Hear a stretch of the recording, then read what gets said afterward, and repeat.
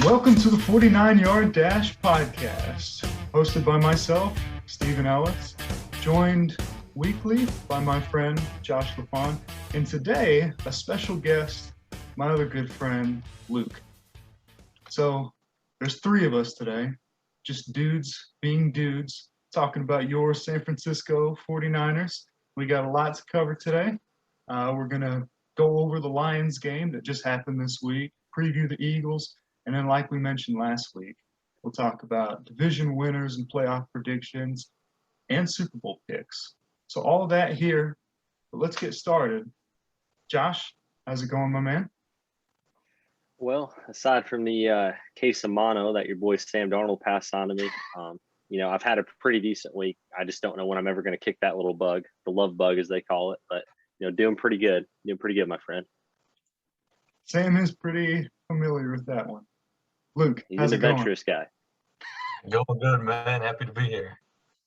We're happy too. Let's get it rolling. So, like mentioned, week one in the books. It was a victory weekend for the 49ers, even though they made it a lot closer than it needed to be. It was 38-10, and then the final score was 41-33. So they made it as interesting as they could. You had to watch the entire game. Mm-hmm. But overall thoughts. Josh, what did you think? Well, if you're a fan of John Bucci-Gross and those guys on ESPN, that is the definition of a bad beat. 49ers were favored, I believe, by more than 2 scores, only pulling out an 8-point win. So if you're into that sort of thing, really sucks for you. Obviously, go back and forth. You and I have talked on air on this podcast and then off air as well regarding the quarterback battle. Like definitely how Jimmy Garoppolo played for sure.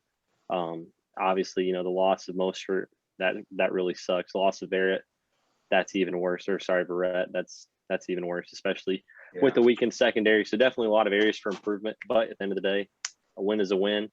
When you have a Super Bowl projection like these guys on that trajectory, you got to take what you can get. Oh, absolutely. And Luke, what do you have to say to Josh for being such a Jimmy Garoppolo hater after week one? Yeah, I know. I wanted to come in here and really lay it down for him, but I was just so on Jimmy's performance. I think he's still the guy right now, but and I'm not completely sold on Trey Lance either. I don't know where I'm at on the quarterback battle right now. I don't know where you're at either. I mean, right now I think Jimmy's the guy, but I think for the future it's going to be Trey Lance, obviously. But I don't know. I think it can happen sooner than I expected. And I'd be all right with it. Yeah.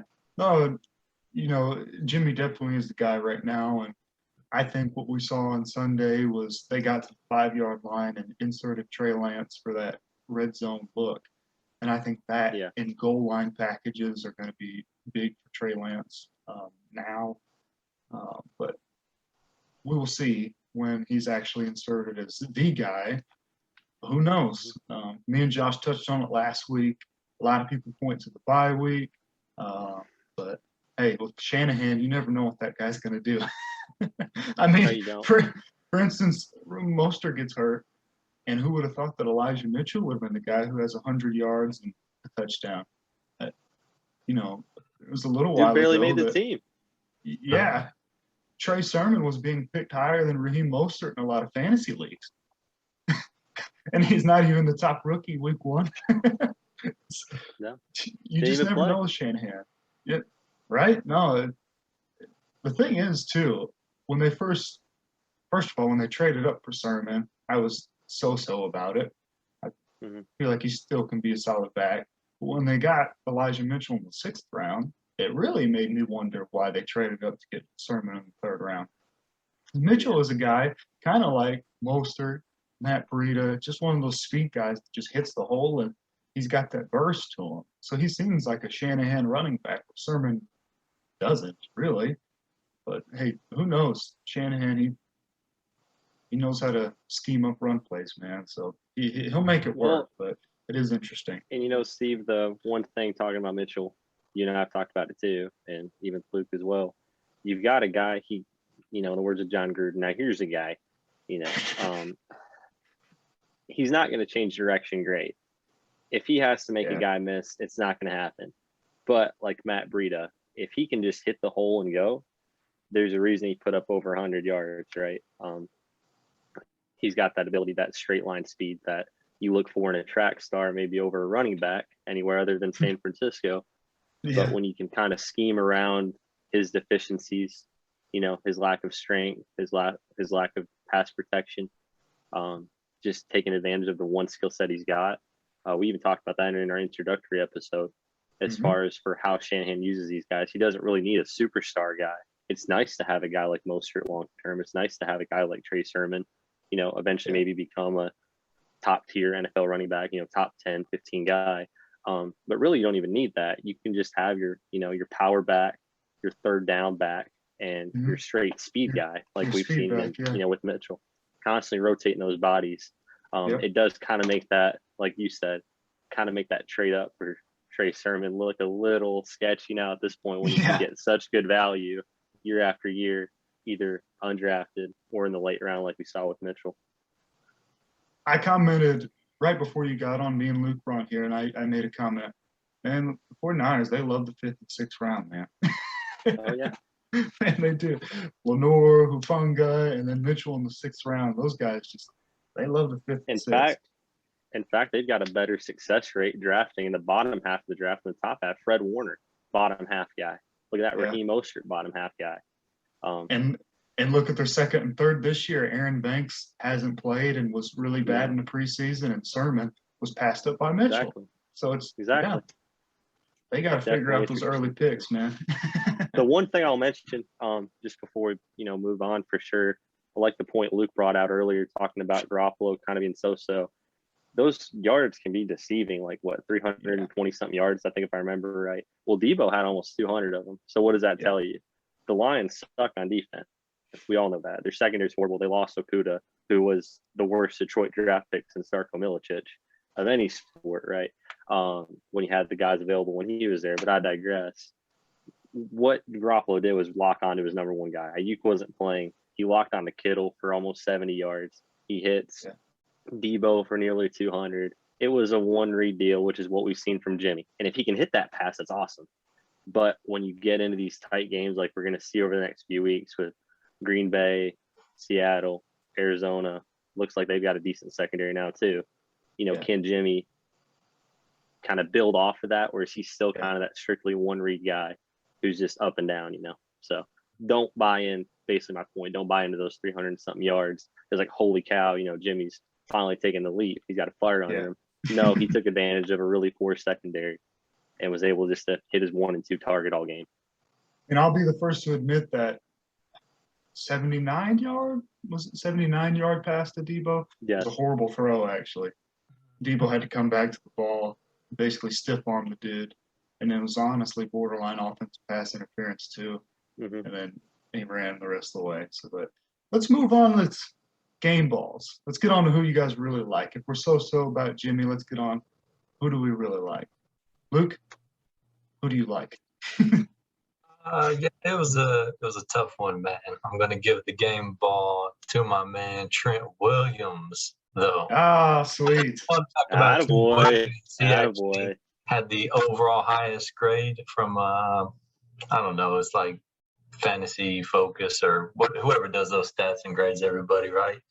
But he actually didn't even allow a pressure from that side, and man, he's gonna be a beast, a different maker for sure. So yeah, that's my man right there, game ball. That's why he's arguably the best left tackle in the game. He's a beast, man. No doubt. Josh, any guys you like? Yeah, obviously Fred Warner. That might seem like a really rookie pick. He just got paid, got his contract extension. You see a lot of guys coming off that extension take the dip.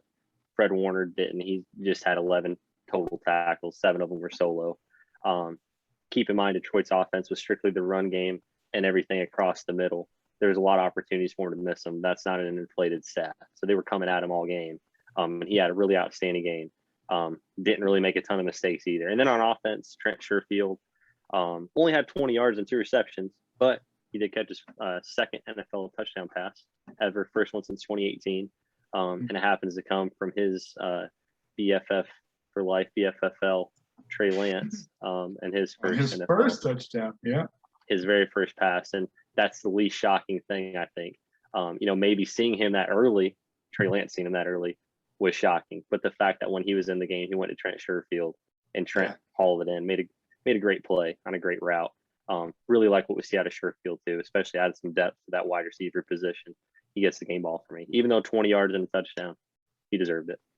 Hey, that was awesome to see, man. Yeah, it really was. I would have to go for offense, Elijah Mitchell. I know we talked about him, but stepping up, Raheem Mostert was obviously planned on being the go-to guy. He goes down, and this guy who barely did anything in the preseason steps up and has a fantastic game. I loved what I saw from Elijah Mitchell. He seems like a Shanahan back. Really enjoyed it. And then on defense, I've liked him for a long time. Lenoir. He looks like he's going to be a good corner, man. And the loss of Brett is really scary. And I don't think that Lenoir is going to be able to cover that loss. But I think he was a good 5th-round pick again. And I saw the stat that he played more snaps than any other defensive player in the league in week 1. Only allowed one catch, 3 yards. So he had a great week 1, and he was good in the preseason outside of the first game too. Hopefully him and Ambry are cornerbacks of the future for him. But I give him the game ball to him. He played great, man. So let me ask you this, Steve, about Lenoir, and Luke, feel free to chime in too. Where do you feel, I know we've talked about too, and other people have as well, is he nickel, maybe a potential replacement for K1, or do you see him staying completely on the outside? What do you think he's going to project to? Obviously, this year the need is for outside. There's no doubt about that. But long term, what do you think? I think this year might answer that question, actually. A lot of people, because of his lack of top-end speed, say that nickel might be where he needs to be. Yeah. But honestly, I say if he performs well on the outside, let him play on the outside. I think that's the most important thing, even over what his top-end speed is. So I really think time is going to answer that question. But if I had to just predict or guess, no, I do think he can translate into a good outside guy based on what I've seen so far. Good deal. Yeah. All right. Well, week 2, we're in Philadelphia. And a lot of people had Philadelphia pegged as maybe one of the worst teams in the league. And they went out and really took care of business against Atlanta, who is another poor team. But they looked better than I think we all expected. Jalen Hurts played really well.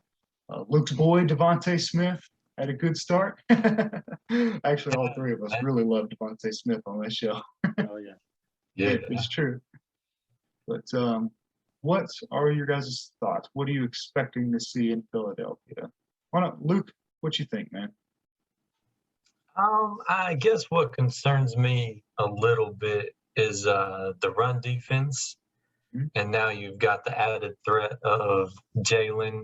I think they're still going to come out with a W, but that's something I'm really going to pay attention to see if they can stop the run, how they fill those holes, man, because there was some wide open holes last week, man. Detroit was running all over, it felt like.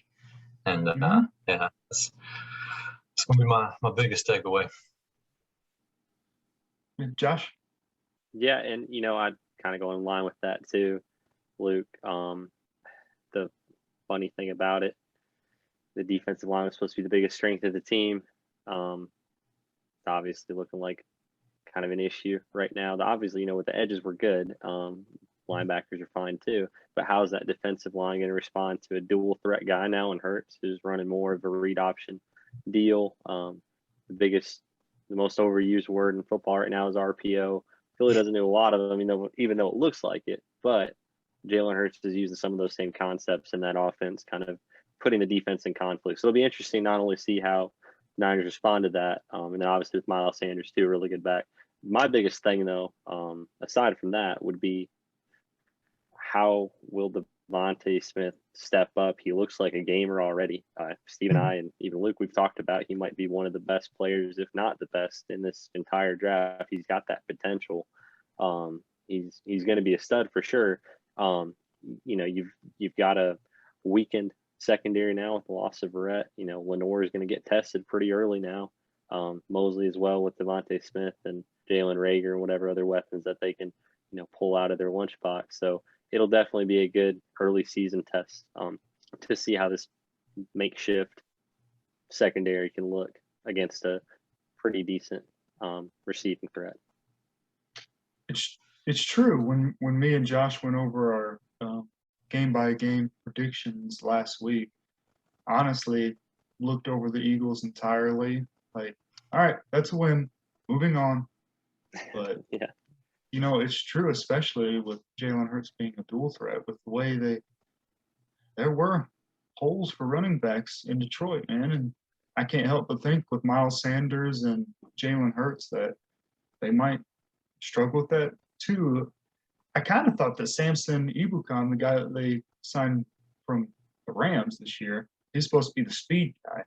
I really wanted to see him in games like this in Philadelphia and then later in Arizona, even Seattle, with running backs who can really move their legs.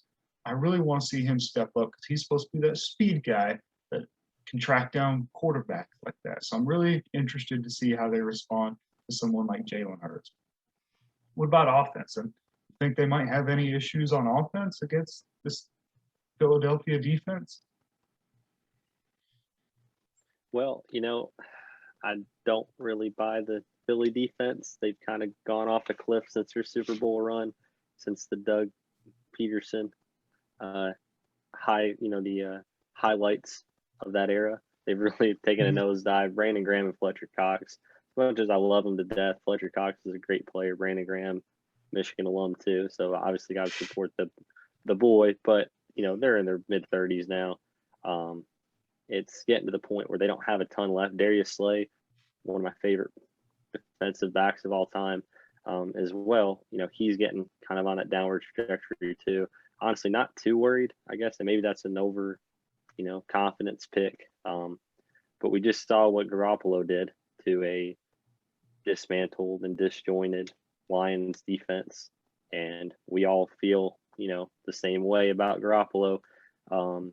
If he was able to do that to them, maybe not the same level against Philly, I do expect something similar. At least, if it's not 300-something yards, at least being able to get the ball at the playmaker's hands in space. Most of Deebo's yards last week and Kittle's too, they came yards after the catch. So it was a typical Garoppolo game in that regard, and it's probably going to be the same thing this week as well. And then with the running backs, the one thing I will keep an eye on is, does Elijah Mitchell have that kind of rookie wall out the gate? Most of the time they talk about it halfway through a season, but being a late round guy, not getting hardly any run in preseason, not getting talked up a ton, he's put in a position where he's going to have to shine. Can he step up? It's potentially the number one running back, getting the most carries this game. He got the most last week. That'll be the one thing to keep an eye on is, does he kind of succumb to the pressure, or can he rise to the moment and have another outstanding game? Because Philly's defense, they're in a position to get run all over. Atlanta didn't have the weapons to do it, but the Niners do. So we'll see how Mitchell responds, I guess. What are you thinking, Steve?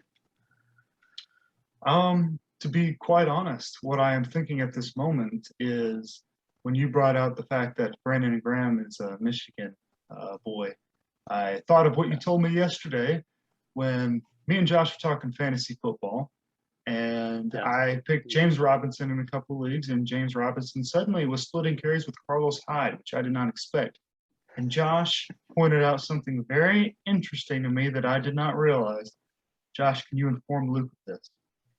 Yeah, and I'll try not to derail it because I'll go on a rant regarding this person. But if we think about Carlos Hyde, right, drafted as the heir apparent to Frank Gore, if Jim Harbaugh stays in town, this is kind of how Steve and I started this discussion. If Jim Harbaugh stays, he's the perfect Jim Harbaugh back. And maybe, he has a productive career, has highs and lows, but, probably has a productive career, obviously bounced around after Harbaugh left. But what's interesting now is you've got James Robinson, a guy who proved his worth last year. Despite on fantasy football terms anyway, being a late waiver wire pick, late season, really just shined bright like a diamond. In the words of Rihanna. He was really awesome last year. Now you got Carlos Hyde, this washed up guy. Why is he on the team and why is he splitting carries? Well, if we remember who Jacksonville's coach is, Urban Meyer, and we recall that Carlos Hyde was his first major recruit that he landed out of the Jim Tressel area, it'll lead you to the conclusion, as I said last week, that not only is Urban Meyer a liar and a fraud, but he is taking away other valuable players' ability and opportunity that they've worked their whole life for, just like James Robinson, to throw a bone to a guy who's washed up. Tim Tebow, Carlos Hyde, who are we bringing in next week? JT Barrett? Spoiler alert, he's not running for any first down. Cardale Jones, I don't know what he's chunking. Maybe the T-shirt cannon. They might not have enough money for one of the actual ones in Jacksonville. He's just going to punt him into the stands. But like I said last week, confirmed Urban Meyer's a fraud. You're bringing in your favorite recruit instead of this dominant guy. Are you kidding me?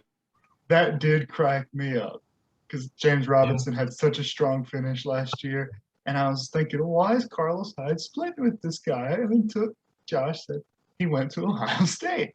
That's the thing. Goodness. If it was anybody else splitting with James Robinson, it'd be like, okay, maybe Robinson hit that wall where he's just so, undrafted guy, late round pick. I don't know where he drafted at, but he certainly wasn't early.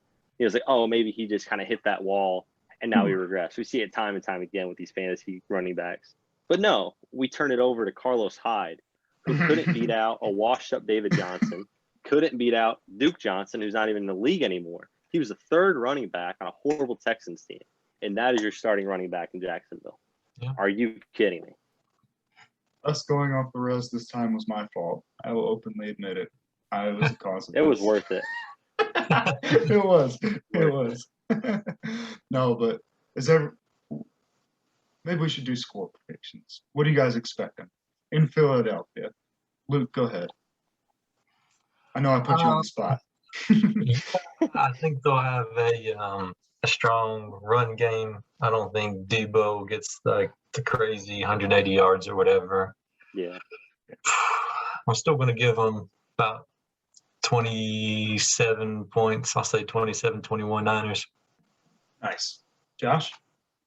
The one interesting thing, and when me and Steve kind of did our schedule review, it's always funny in your head. It's like, oh, this game's going to be 7 points. And I would have said the same thing, Luke. But after seeing 41-33 last week, I'm going to have to change it up a little bit. Don't think it'll be a blowout, although last week should have been. It'll probably be one of those games where it's an uncomfortable situation for a while and they open it up. Shouldn't have too many problems moving the ball. If they do, that's definitely a concern. Biggest thing, like we talked about, is how are you going to shut down Devontae Smith?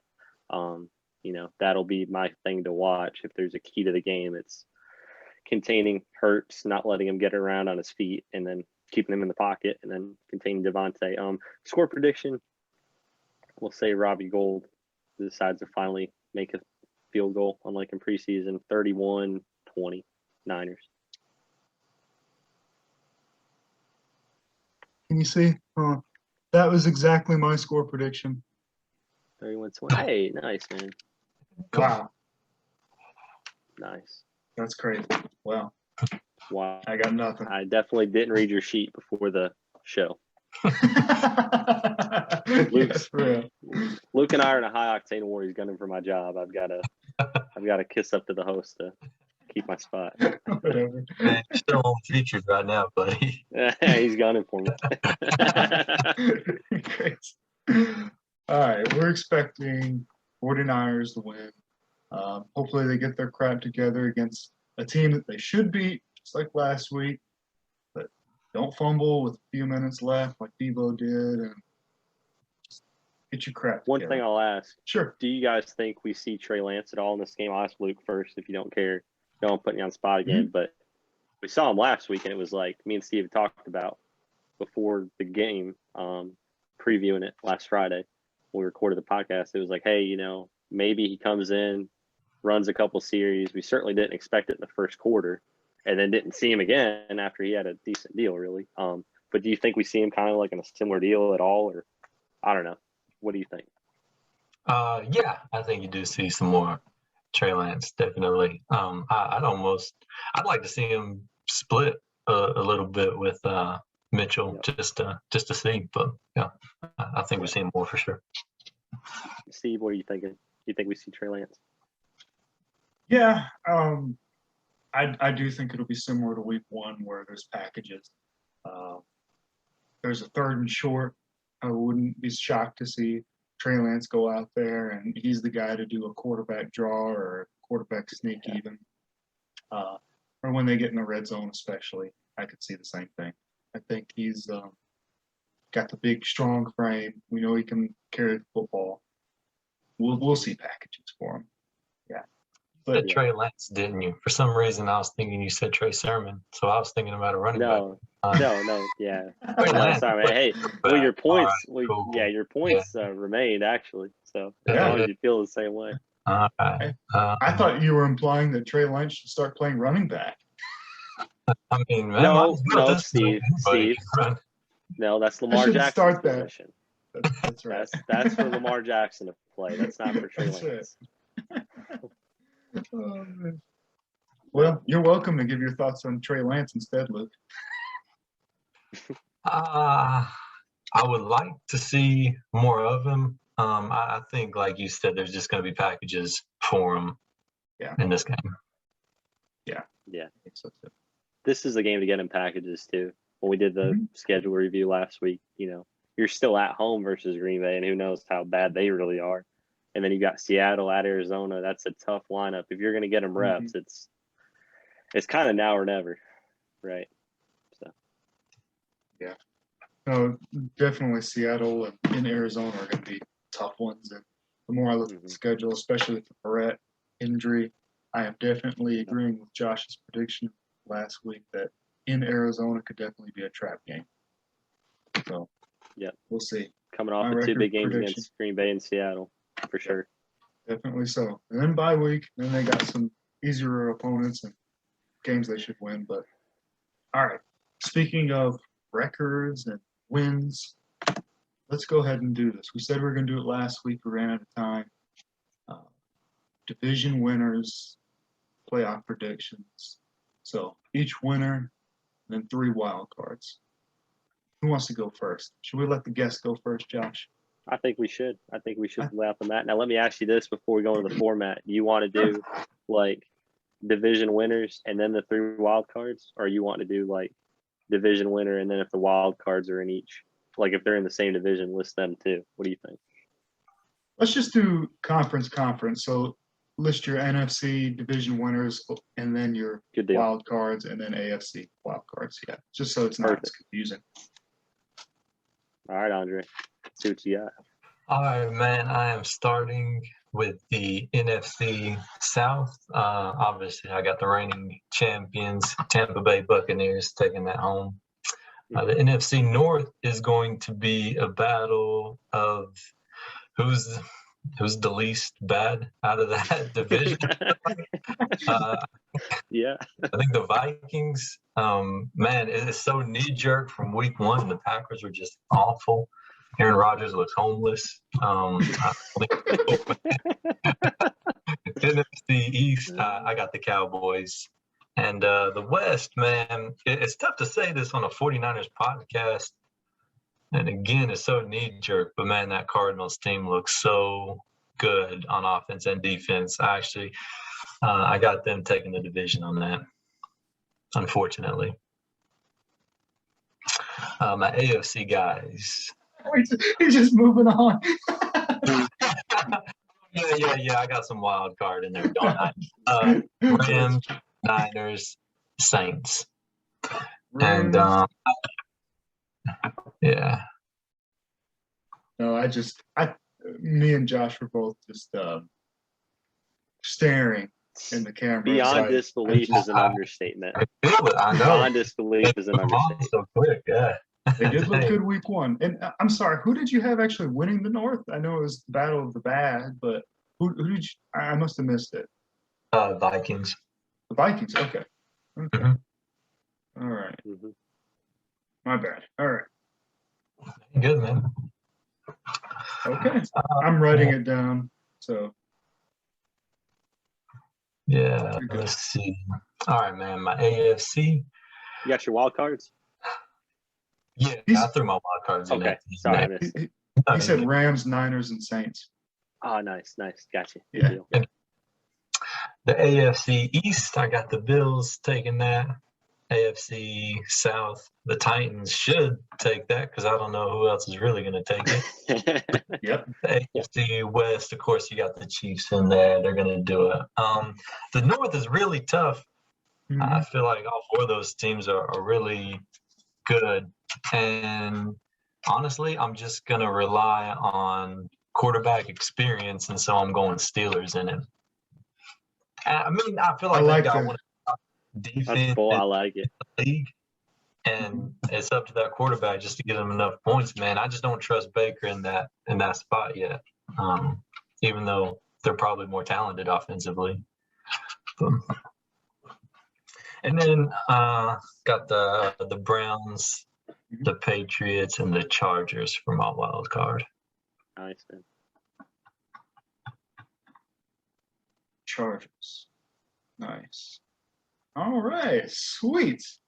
I am liking this that we're not just all the same and not just Niners bandwagons here, even though we kind of are.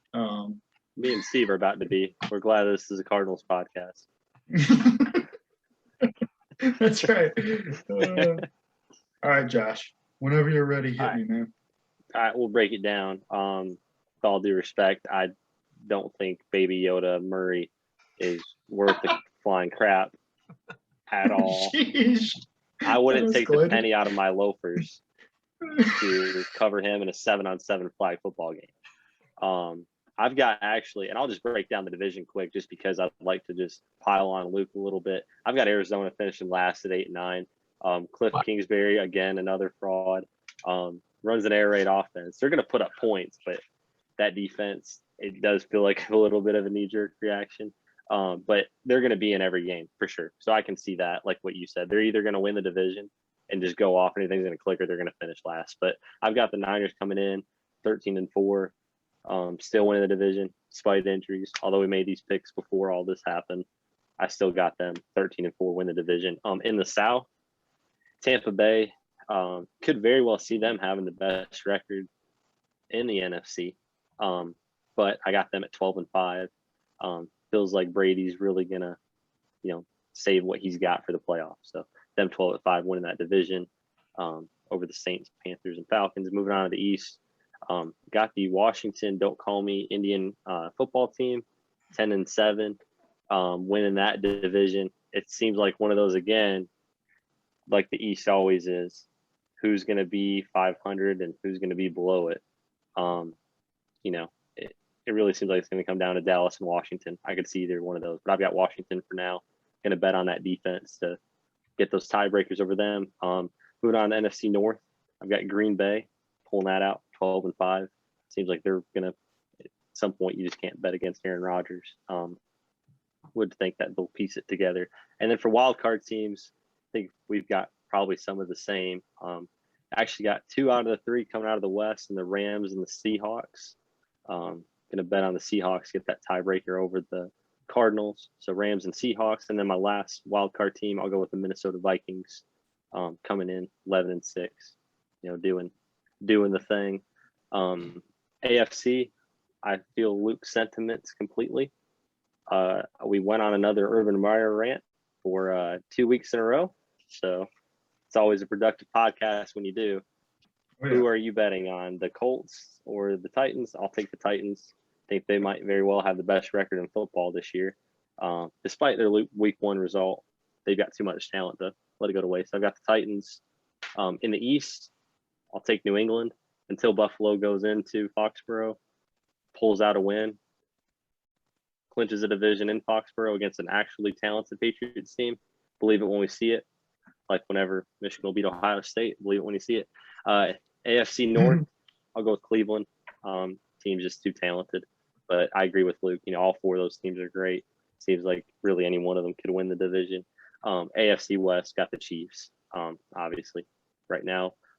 One of the top 3 teams in football and will be for a long time.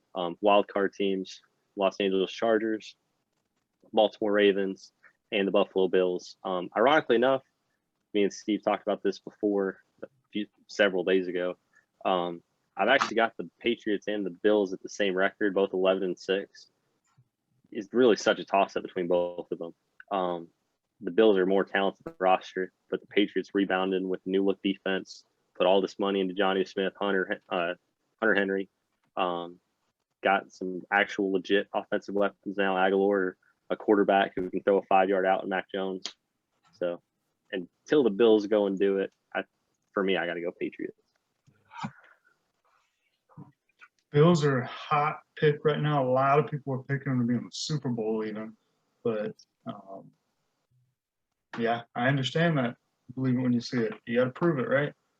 All right. Yep. For my NFC, in the West.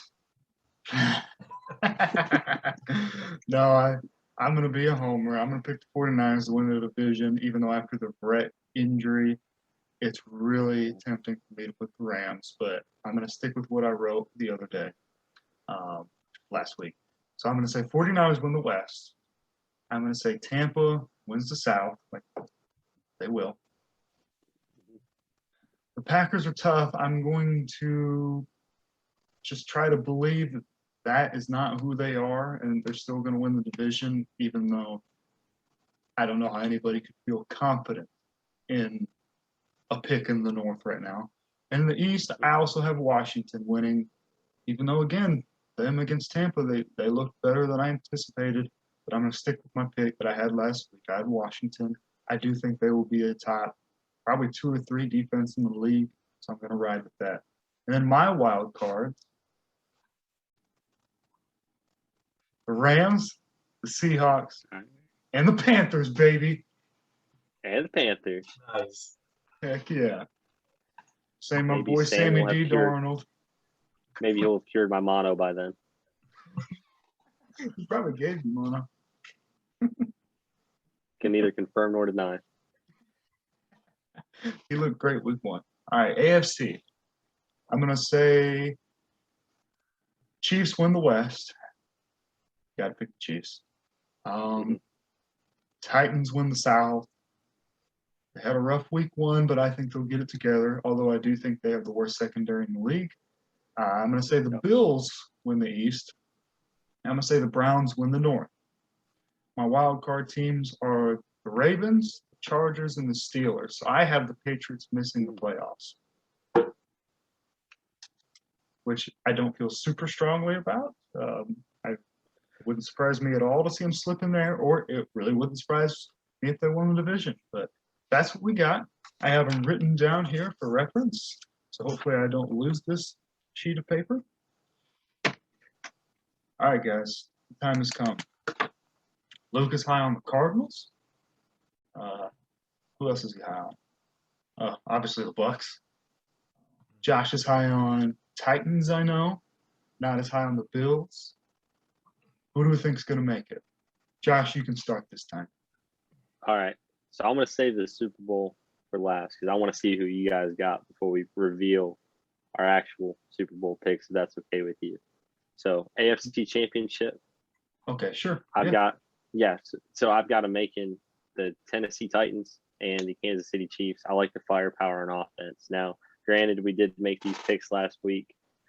Mike Vrabel just drug and continued to back over and run over Julio Jones in the media this past week. So maybe that was a knee-jerk reaction to that awesome trade, it seemed like at the time. But firepower and offense, like you said, they do have a ton of issues in the secondary, but I'm going to bet on Tannehill being a consistent quarterback that he is, that run game with Derrick Henry, that offensive line led by Taylor Lewan, who just got his butt kicked actually, and then Julio Jones and A.J. Brown, who very well might be the best receiver in football after this year. And then obviously Kansas City, just too much talent to lose that. You know, Buffalo, they're almost there to take an elite.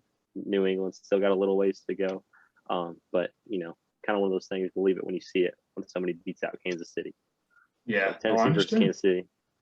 And then in the NFC, a homer. I'll go with San Francisco. Obviously, that Red injury does look scary, but it couldn't have come at a better time, as much as that sucks to say. You've got the meat of your schedule to build up Lenore's confidence and try to reinforce that secondary.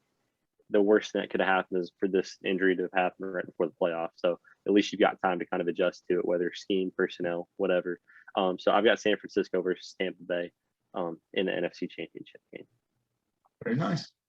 Luke, I don't know if you were anticipating go over conference champions. I don't think I asked you to, but if you have something prepared, go ahead. But if not, it doesn't matter, Josh. I'll do it too. But No, go for good. it. Whatever you want, Luke. Go for it. Yeah, I agree with Josh on the Bucks coming out of the NFC South, but that West is so hard again, and I feel like right now I trust Matt Stafford a little bit more than I do Jimmy G, as much as I hate to say that. Yep. It really does pain me to say that. But the Rams just have too much talent all the way around, and 49ers are already starting to get the injury bug again, which could kill them. So I got the Rams and the Bucks, man. And I got the Chiefs, and I'm going with my Steelers, man. I'm going Chiefs and Steelers. I'm going defense versus defense. Steelers. Yeah, I think I like it. Yeah. Nice. Okay, sweet. I will go NFC, Tampa. My heart says Niners. My head is starting to lean Rams. I'm going to go with my heart. I'll go Bucks Niners like Josh. Nice. But I won't be shocked if it's Rams. And then the AFC, I'm going Chiefs Browns. Chiefs Browns. All right, and we'll just go the opposite order. So, Josh, it's always an advantage to go last, in my opinion. You have the suspense. Josh didn't get that last round, so I'll give it to him this round. We'll go the opposite order. So I'll go first.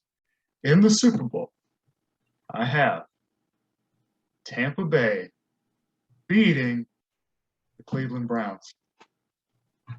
Nice. The old Brownies making the Super Bowl, and that's not a reference to dropping a deuce.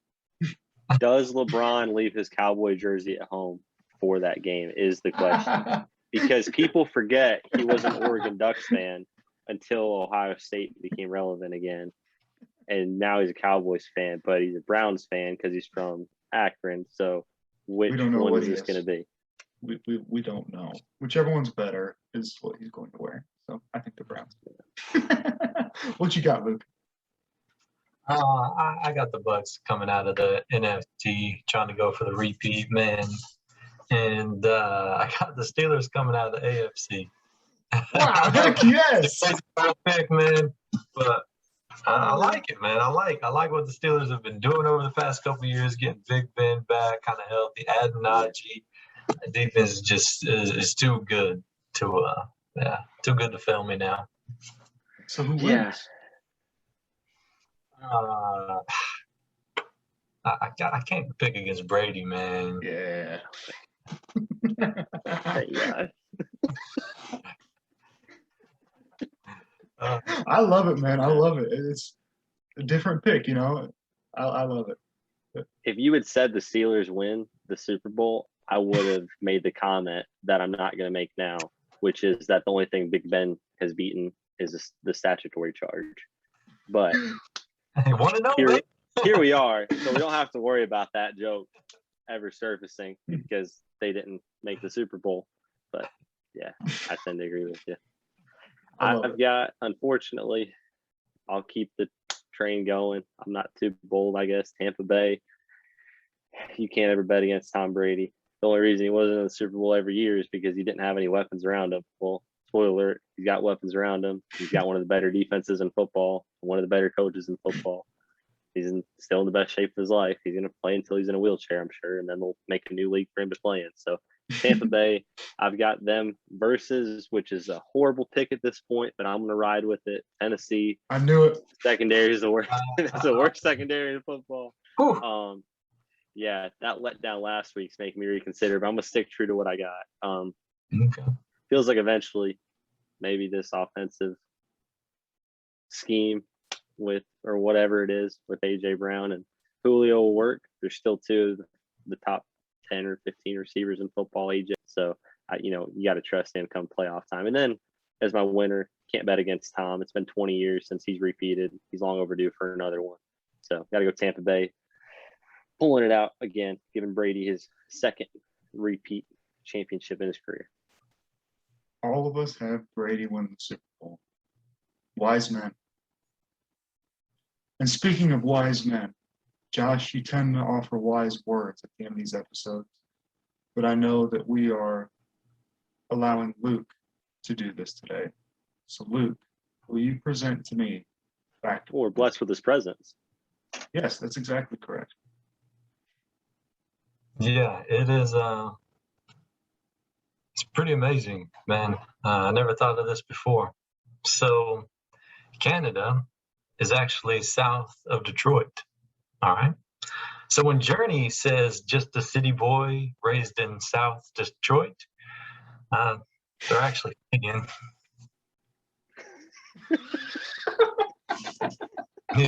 This is pretty amazing, man. Yeah, I like it. That's good. That is amazing. Mhm. Oh, sorry. We're Of very course. sorry. Something Detroit related would come from Josh. All right, guys. Well, we got through it. Division There we go. winners, Super Bowl picks, the games, last weekend coming up. We did it. And we had our first guest. We really enjoyed it. Now you guys are laughing at me. Oh man. sorry. I'm back. Sorry. Me and back. Luke are very sorry, eh? Very sorry. Hey, Very sorry. hey. Pardon us. You're coming through here. Oh, pardon me. Well, all right. Oh, Man, it makes me think I want to murder you guys. And that reminds me of how R is one of the most menacing of sounds. That's why they call it murder and not muck duck. All right, guys, we enjoyed it. We will see you all next week. We'll have more content on your San Francisco 49ers, and I seem to have gotten Josh once again. So thank you all for listening. We will see you guys next week. I'm Steven. That's Josh. That's Luke. Peace out, guys.